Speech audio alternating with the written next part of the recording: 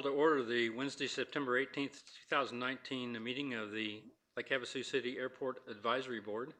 We'll begin the meeting with the Pledge of Allegiance. Please join me.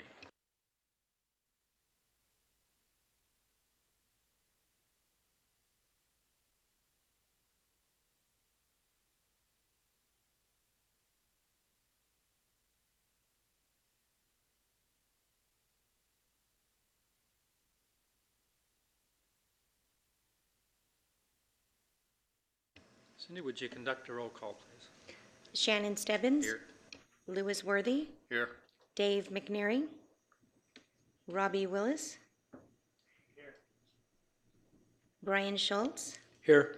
Mark Zeef. Here. Shannon Hicks. Ed Weber. Here. Raleigh Ballas. Jim Dolan. Here. Damon Anderson. You have a quorum. Thank you very much. We begin the meetings with the call to the public. In accordance with Arizona open meeting laws, I'm just going to read this paragraph that outlines it. We will now have an open call to the public for citizens wishing to address the board on issues within the jurisdiction of the board. Your comments must be limited to 5 minutes or less. If you wish to address an item already on today's agenda, you should wait until that item is announced for a public hearing. At the conclusion of the open call to the public, individual members of the board may respond to criticisms made by those who address the board, may ask staff to review a matter, or may ask that a matter be placed on a future agenda. However, board members cannot discuss or take legal action on matters not already on the agenda. Do we have anybody present that would like to address the board on any issue?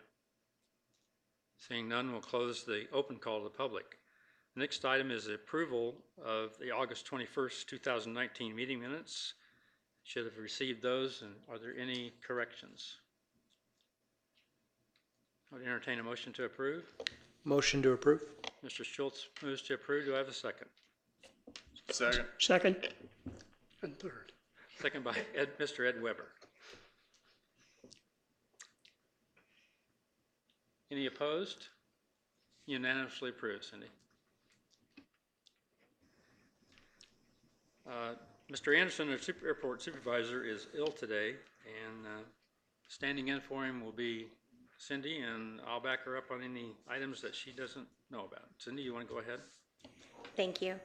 Tonight, I just want to share a few items. Gate number 5 project update. We're told that it'll be finished this week. Terminal update. The pilot's lounge is completed and looks great if you haven't gone out to see that. Military ramp restriping started today and will be finished next week. Damage to the hangars from the windstorm. Paul from operations is out doing any work, so if there's any damage that was done to any hangars, to please give us a call at the office so that he can be notified of that. And there was a pre-design meeting with engineers and FAA last week. Some of the topics were regarding the holding bays, supplemental funding, plans to be completed by March 2020, and geotech will come out for boring and surveying, and we'll have the boring done at night to minimize the impact to operations. And that's all I have. Okay, just to flesh it out a little bit, there was some damage to some of the hangars on the north ramp, and I see some of the occupants of those hangars here. The parts are in, and Paul's just waiting on the bucket truck for the installation of those. The work he's doing is from the outside, and if you have any damage inside, please let ops know so that they can take care of that as well. The pre-design meeting, as a part of the master plan, which we'll get into in a little while, we found that our holding bay on the end of runway 32 does not meet the airport design criteria for the FAA, and we do not have enough movements per hour to justify them redoing it. So we need to come up with an alternate plan to make that holding bay acceptable. And what the problem is that you can go from doing your run up and drive straight onto the connector.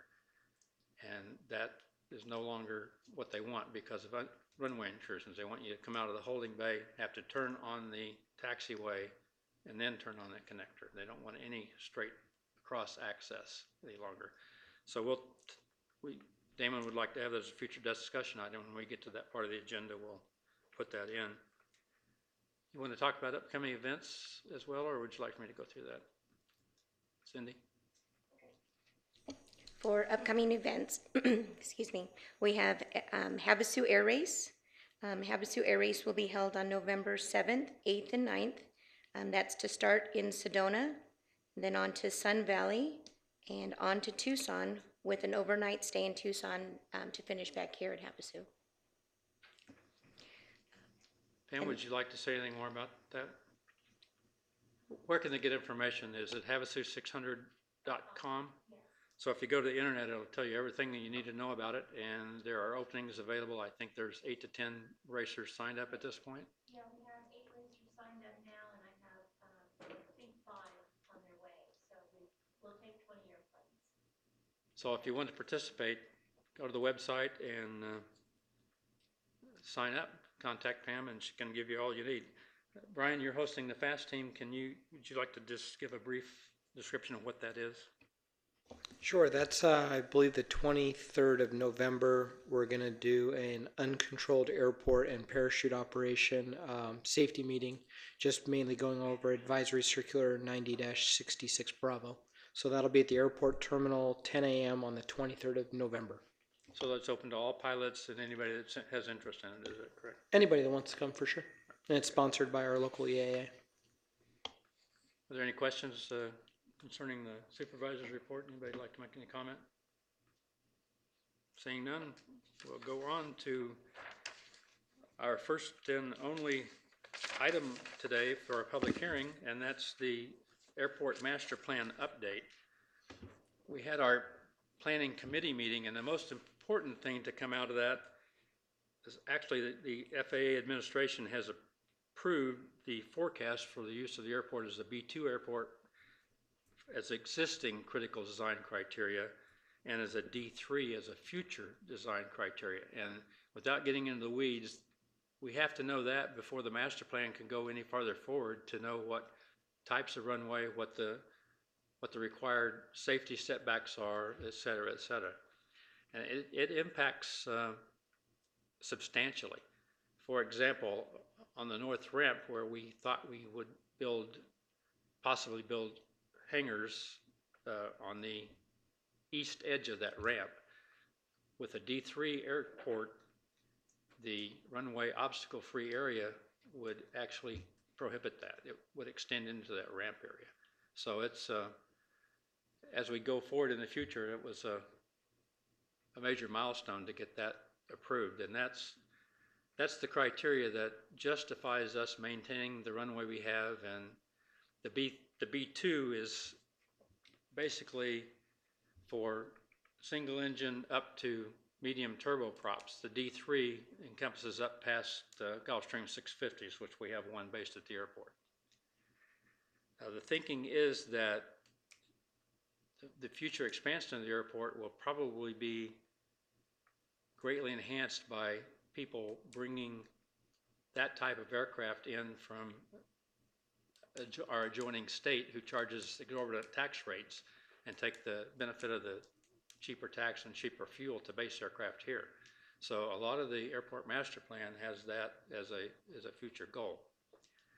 The other items that were talked about in the master plan, they proposed 3 alternatives just to garner comment, and I have them up here, and I don't have slides to share them with you, but I would invite members of the audience to take a look at these after the meeting, and I'll stick around and we'll go over it, and also give you the address to make comments on what you think should be happening. The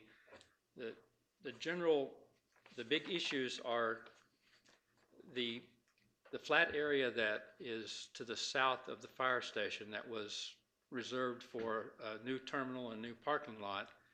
One of the proposals does away with that, and to accommodate scheduled service should it ever reappear, they propose to increase the size of our existing terminal to take that on. The other 2 alternatives don't have that, and they have that space being used as hangars. When it comes to hangars, there's an issue of, do we want more multiple aircraft hangars or big aircraft hangars, or do we have a need for more single aircraft hangars, or what's that mix going to be? So they would like to have any and all public input into what your thoughts are on that. We've given a lot of our input and the staff has their input, but the public input is very important. One of the things that was near and dear to my heart that is involved in this master plan is an economic impact study. It's important, I think, for us to be able to get the information for the city council to know what today's economic impact is of the airport. How much money does that airport bring into our community on a year-over-year basis, and what the projected income will be. For example, Flagstaff Airport recently completed a master plan, and their economic impact at Flagstaff, the direct impact to their community, is in excess of $250 million a year. We won't be that high, but I think we'll be higher than what a lot of us have realized in the past. So we're going to try to make sure that the people that do that economic impact study have access to the information. One of the hardest things to pin down in Havasu are the amount of physicians that come to our airport and use that as their mode of transportation in order to see patients here in Lake Havasu. So if you have any input into any of the economic issues associated with the airport, please contact me or Mr. Anderson or Cindy at the airport and let them know, and we'll set up an interview with you and the people that are doing this study. This is a public hearing. Let me open it up to public commenters. Anyone here that'd like to make a comment on the master plan?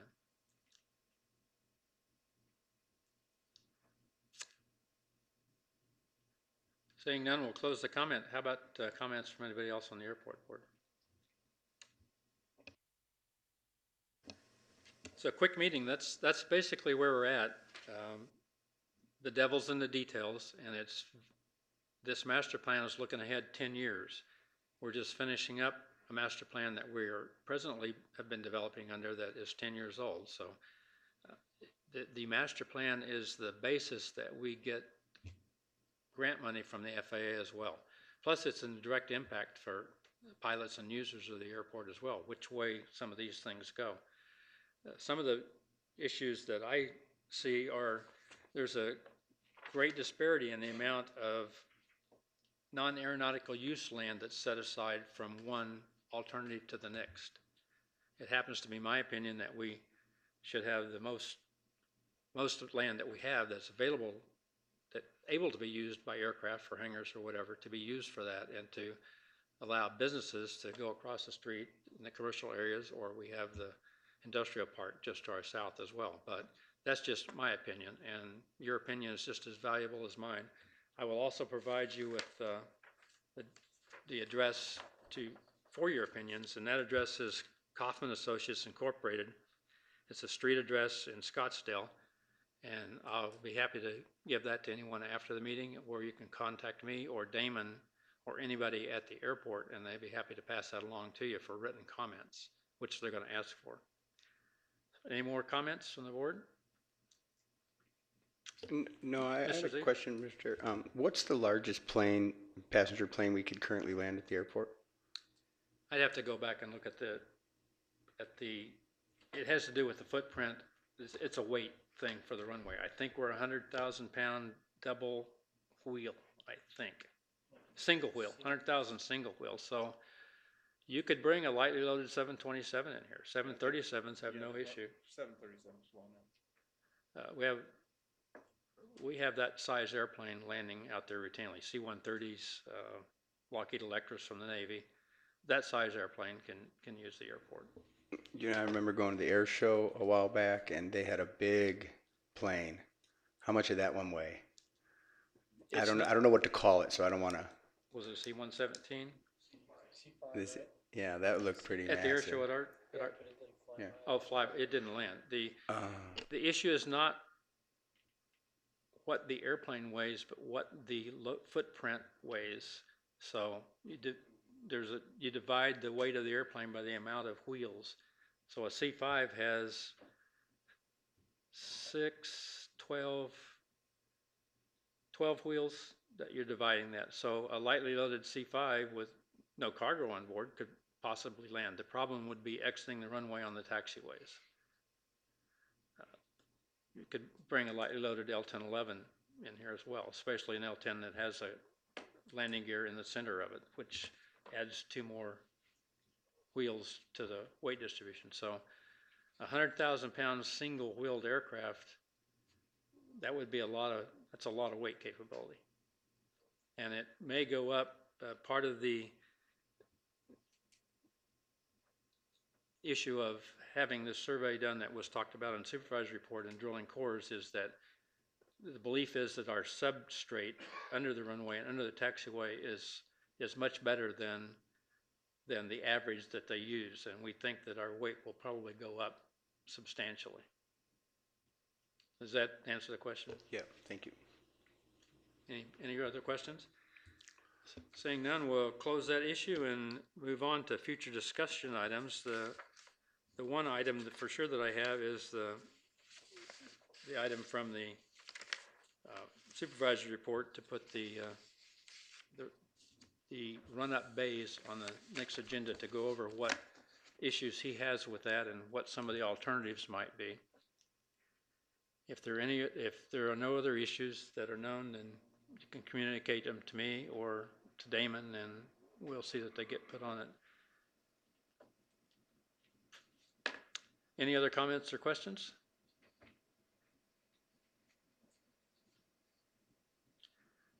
Seeing none, the future meeting is Wednesday, October 16th, 2019, and I would entertain a motion to adjourn.